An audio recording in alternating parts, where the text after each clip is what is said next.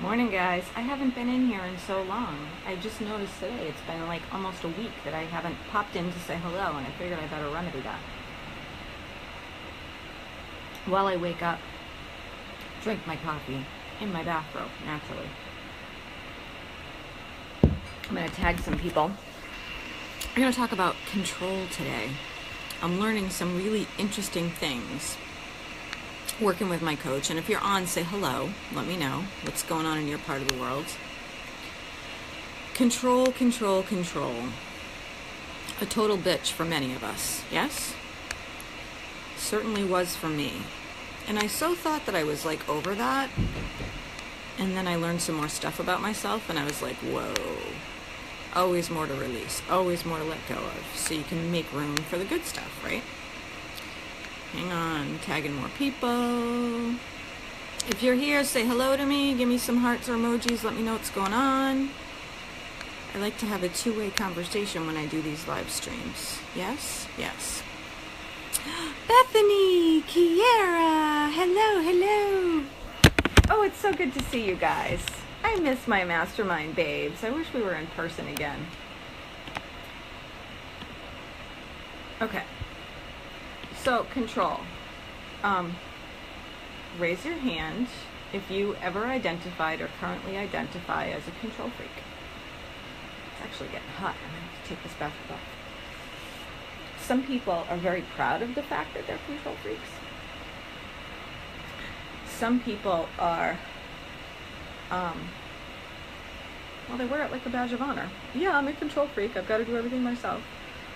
Or nobody does it better than me. I used to be one of those. Guess what? You can't run a 7-figure business if you're a control freak. Who else? Kiera's raising her hand. I love it. I don't think Bethany's a control freak. Bethany is so chill. She's just got such good energy, you know?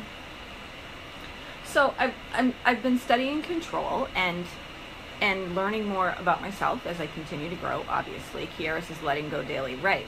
So I had this great conversation with my coach about control. And it was all about how the more you try to be in control, the more you constrict yourself, right? And constriction is the opposite of expansion. And what we're after is expansion, which is openness and growth, and abundance and all of the feel-good stuff, right?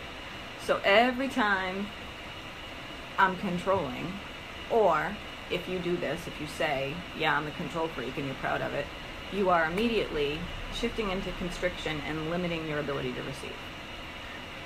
Because you can't have both at the same time, right? So I've been spending a lot of time thinking about this, and let me tell you, it's a mind fuck. It really is, because I'm learning how to check in with my energy on a regular basis. I'm learning how to trust my body and listen to my body's signals, right? Am I tense in my neck and my shoulders? Do I have a stomach ache? What am I trying to control that I don't have control over? What do I need to let go of? And around we go. It's a fascinating thing. Hang on. Bethany says, I didn't think I was until I burned myself out and into a medical condition because I was doing everything myself. Oh my God. Made massive changes about 5 years ago to release that BS. It's incredible what happens, right?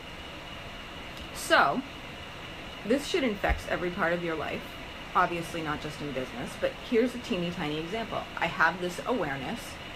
I know that seeking to control is constricting and limiting my ability to receive, like consciously, intellectually, I know that, but I'm still working through subconscious patterns like everybody else on the planet.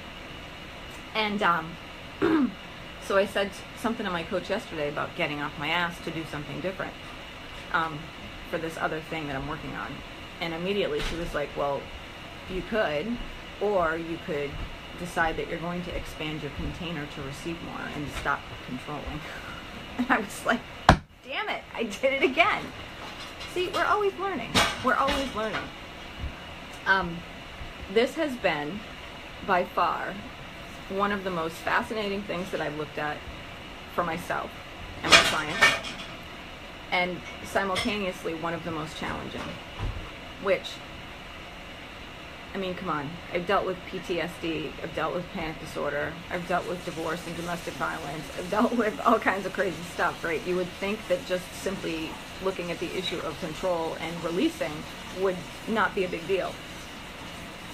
Dude, it's crazy how pervasive this is in our lives, and it affects like every area. Your relationships, your health, what you're doing to your body, how you show up in business, how you deal with people at home, your money, and on and on and on and on. And I don't have any like innate wisdom to give you here. I just want to have a conversation about this. Like, if you identify as a control freak, or if you're a recovering control freak, open the dialogue. Let's talk, because this is just fascinating to me. And so many people are walking around trying to control everything, constricting themselves and wondering why they can't manifest or receive what they're after. There is no magic solution, right? Other than learning to trust your body's signals and checking your energy and saying, okay, I'm going to commit to release, release, release, expand, expand, expand. No more contraction, no more restriction, no more being closed off, right? And then sort of feeling into that for yourself, which then also requires major trust, not just in yourself and your body and what you're feeling, but in the universe to support you. And I think most people in this group talk about the laws of the universe and how the universe has your back. But this is where the proof is in the pudding, right? Because as much as I know that, and I teach it, and I work with it every day for the last 10 years, I'm still like, whoa, I gotta take a step back here and truly relinquish every aspect of control. And that's a mind fuck. Hey, Rana, Khalud, how are you? We're talking about control. Are you guys control freaks? Hit me in the comments, let me know. It's been a fascinating journey the last couple weeks for me, working with my coach, talking about control issues, trusting your body, trusting the universe, etc., etc. Hi, Emma, how are you? Good to see you. Who's a control freak? Who's a recovering control freak? How do you consider yourself a recovering control freak? That's what I want to know. Is this like alcoholism, you're forever in recovery? I don't know. I don't have the answer. But I do want to have this conversation because I think it's really important. Okay, Bethany. Bethany! Good to see you, Emma. Molly's here. Love it. Bethany says, for me, having a team to delegate to was clutch. It took a hospital trip for me to realize how good they were at their jobs, and I actually could trust them. Funny how that works, huh? I mean, I've had my stays at the hospital. I've had my bedridden illnesses too. And I always look back in hindsight and go, Jesus, I really wish it didn't take me that long to figure that out, to relinquish control. I really wish I wasn't so fucking stubborn. But it's a control issue, right? So it's a constriction, not expansion, not openness, not growth, not abundance, not ease and flow, not joy, not grace. All of the things that we all say we want, yet this little tiny word, control, is so fucking pervasive that we do shit to constrict ourselves and take ourselves out of abundance and receiving without even knowing it. It's just fascinating to me. Emma says, I got burnt out from being a control freak too. Oh my God, Emma, do tell. Share with the rest of us. Rana says, control freaks. No, not me. Kidding. Yes, have learned to let go in some areas, but it's like fucking whack-a-mole. It can be. Yeah, it can be. I was a hardcore control freak for many years. I'm the oldest of 7 kids, for those of you who don't know me that well. I'm the oldest of 7, and I raised them. And that takes some hardcore control. I started the caretaking at age 11. So you learn to fit people in little boxes and get shit done because you're a kid yourself, right? And I carried that over into every area of my life. Everything had to be done a particular way. And if it wasn't, then it was simply because I needed to do it myself. I couldn't trust others. And there's this whole other subconscious thing that goes into that I can talk about some other time. But that was the root of mine. And I think it wasn't until I was like 40, 41 years old that I really realized being a control freak was limiting my life in a million bazillion ways. So I've been working through that, and I'm going to be 45 this year. And like I said, just talking to my coach about control over the last couple of weeks, still amazed to find how many areas I'm controlling or trying to control under the surface. Like, I'm not even aware of what's going on, right? So this is a good conversation. Explain control freaks. I've always had a hard time understanding it. I think that the phrase control freak is simply jargon or slang.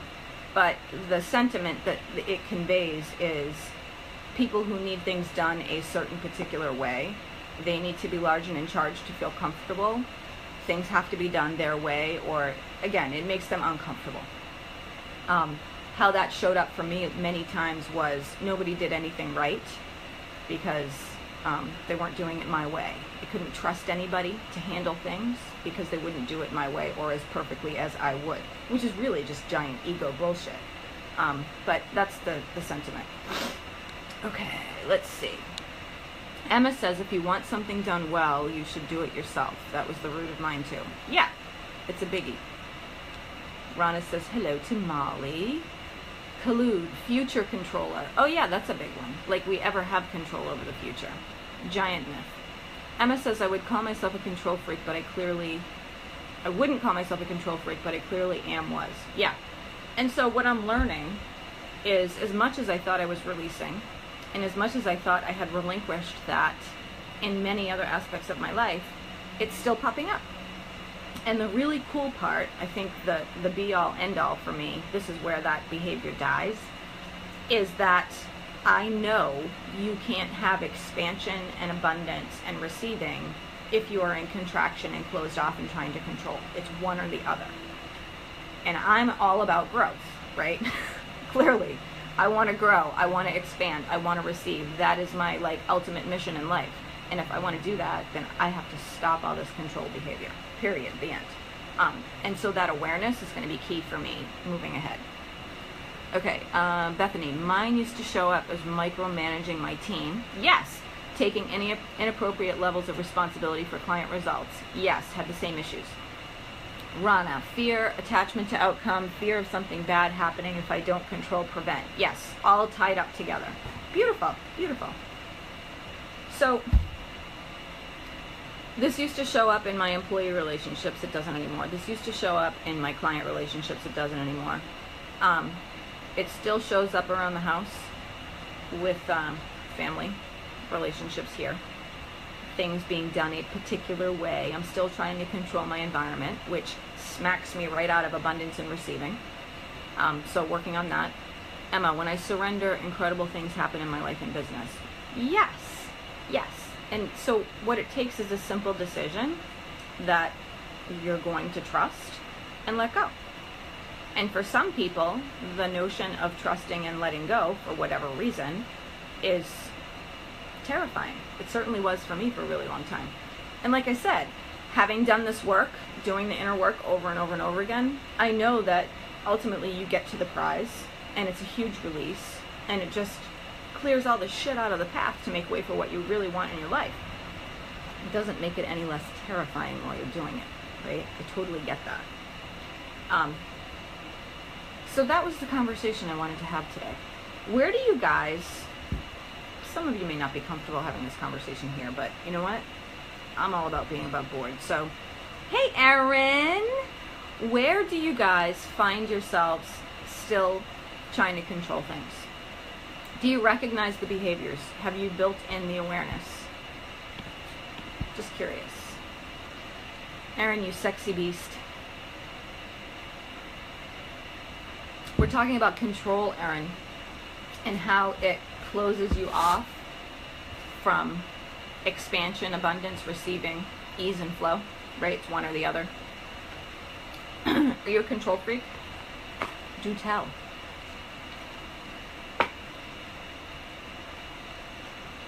And anybody else that wants to chime into this conversation, I think it's much needed. Let's have it. Alexis, I still try to control sales. Is that even possible? You know what? I don't think it is possible, but we feel like we're doing something, and it just calms that our subconscious need to not trust or go with the flow or relinquish control, right? It's just such a strange dynamic. Erin, I have a PhD in control. Okay, going forward, Erin, you used to have issues with control. And this is really important because every time you glorify or hold up this notion of control freak, and proud of it, or even tell yourself you're a control freak, you are instantly changing your energy and closing off your ability to receive. Don't do that. Erin says, I get caught in the how of controlling outcomes. I want to feel secure in the when. Yeah, I think we really all do. And one of the most difficult things for me to learn over time was that even if I thought I was controlling the how, I really wasn't. Like, we don't have control over the how or the when. We can set an intention, make a decision, step into the right energy, but at the end, you still have to trust that the universe has your back. And that trust is what causes people to be control freaks. Something happens at some point in our lives, and frankly, I think it happens to everybody, where we just stop trusting or stop believing for whatever reason, or maybe we just never learned to trust, right? It's a foreign concept. And that, getting that back, choosing to trust again is terrifying, right? I mean, that's the bottom line. It's just terrifying. P.S. I don't smoke. Erin says, correction, I used to be a control freak. Yeah, and I'm not professing to have any answers here. I just want to have the conversation and build up some awareness around it because I just find it fascinating. I especially find it fascinating that though I have the awareness and have done the inner work diligently to let go of so many things, it's still popping up in some other areas that I'll be working on. Erin says, totally is. Yeah. Oh. So if you take nothing else away from this live stream, make it this. If you step into control, and really it's a joke because you're not controlling anything, you are immediately cutting off your ability to receive. It's one or the other. You can have control or perceive control and shift your energy into contraction and being closed off, or you can let go and trust and step into the energy of abundance and receiving and ease and flow. And everybody knows that ease and flow feel better. It's just that we get scared, right? Okay, Bethany says, the biggest way I know it still shows up for me is when I feel worry or irritation. Red flags for me, I'm trying to control too much. Yes! My daily practice nips that in the bud pretty quickly now. What's your daily practice, Bethany? If you don't mind sharing with the rest of us, I'm sure we could all use a hand here. Rana says, learning just in the last week what it feels like and means to begin letting go of control in business. Have more to learn, but have had a huge release and awakening since the retreat. That's awesome. Yes, being forced to sit and be was a big revelation for you. Erin says, love that, Bethany. I want to know what specific practices you guys have, any of you, surrounding letting go of control and trusting. I'd love to hear. Seriously. I don't have any built into my day, but because I have a new level of awareness around control, I'm constantly checking in with my energy and checking in with my body. What am I trying to do? What am I not trusting? What do I need to let go of? Because again, you can't take your shit to the next level, right? So you want to go, you gotta make a decision about what you're gonna drop. My hair is in my face. What do you got? Who has practices for letting go of control?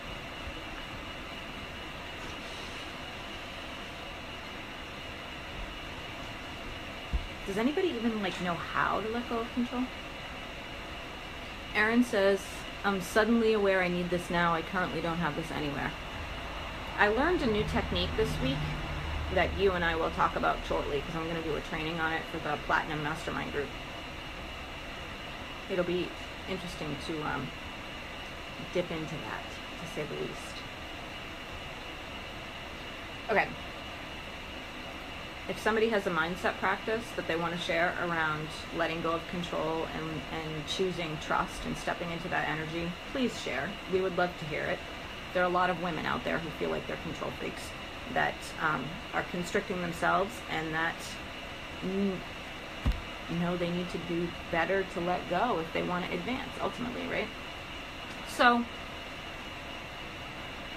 Did I miss a comment? Hang on.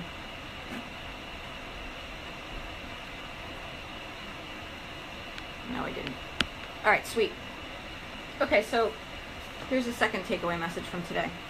And not all of you need to hear this, but I know that somebody will watch this and will need to hear it. I am currently actively seeking my next long-term relationship. And no, I'm not getting divorced. I want a year-long one-on-one client. I have space for one more. And I have very specific requirements for this person. And they will know when they see this or when they interact with me that I am the person to help them do the thing. And my list is so long and so serious. And I put such energy behind it and commitment behind it. I had to write it all down and get really clear on who that was. So I'm going to give it to you now, and then I'm going to release it, and then I'll get back to the comments. The woman that is coming to me next knows strategy and systems are not the answer. She may have a great handle on what to do or how to write copy, or maybe she even needs a hand with copy, but she knows that that is not the end-all be-all. It's not what is going to take her to the next level.